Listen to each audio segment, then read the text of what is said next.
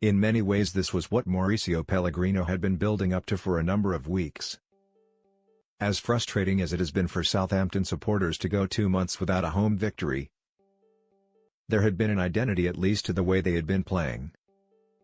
They showed when they held Tottenham to a 1-1 draw in the Premier League last Sunday that there was reason to persevere with Pellegrino. His leadership has been questioned in recent weeks, and rightly so at times, but the players have remained in support of him. They rewarded him with a win which has Saints into the 5th round of the FA Cup for the first time in 4 years. Central defender Jack Stephens has been one of those players to publicly back the 46-year-old. Indeed, Stephens was the man tasked with taking charge of Southampton's back four following Virgil van Dijk's departure to Liverpool.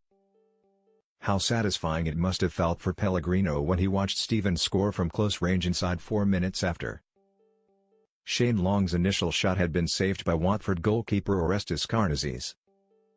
The perfect start for the Saints boss but not for new Watford manager Javi Gracia. Gracia was appointed following the sacking of Marco Silva.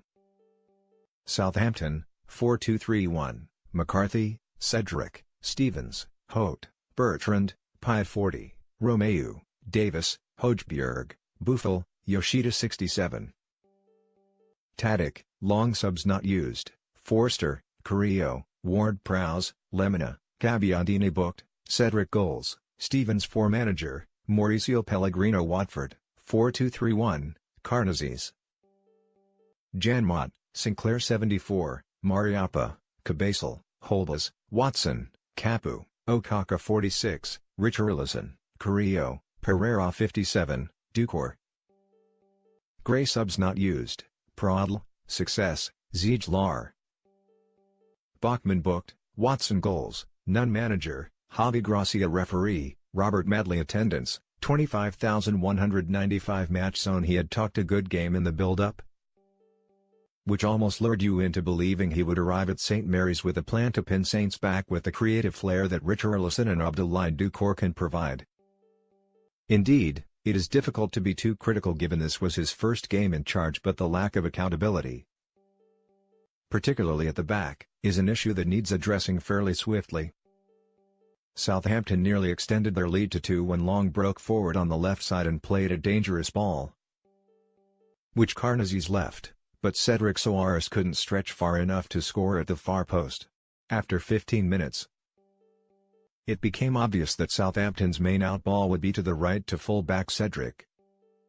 Saints missed him dreadfully when he was injured because when he is fit he is able to overlap without much notice. That was exactly what he did halfway into the first half. His right-footed cross, however, wasn't the most inviting for Long, who headed over. It was clear Jose Holbas, who at left-back was told to mark Cedric, was having a tough time. He was made to look rather foolish when the full-back raced past him again after being set free by Dusan Tadic. This time the cross was much better, but Long couldn't get to the far post quick enough to finish off what was the best move of the first half. The only downside to an otherwise fruitful first 45 minutes was that Ryan Bertrand went off with what looked to be an aggravation of a hamstring injury he had only recently recovered from. Gracia made one change just after the break, Stefano Okaka coming on for Etienne Capu. A signal maybe that the new Watford boss can be ruthless when needed. But if he was looking for an immediate response he would be left waiting. Pellegrino's side continued to control the game, with Sofiane Buffel and Long both getting into good positions. Unfortunately both lacked the required composure to put Saints further ahead. Long was left particularly embarrassed when he attempted to chip goalkeeper Karnezis only for the ball to go nowhere near the Watford goal. Pierre-Emile Hojbjerg came closest to doing that just past the hour mark when his rocket from 30 yards cannoned off Karnezis' post. Cedric was booked by referee Bobby Madley when he fouled Richarlison as the Brazilian tried to break forward as Watford started a rare attack. The booking didn't put off the Portugal international.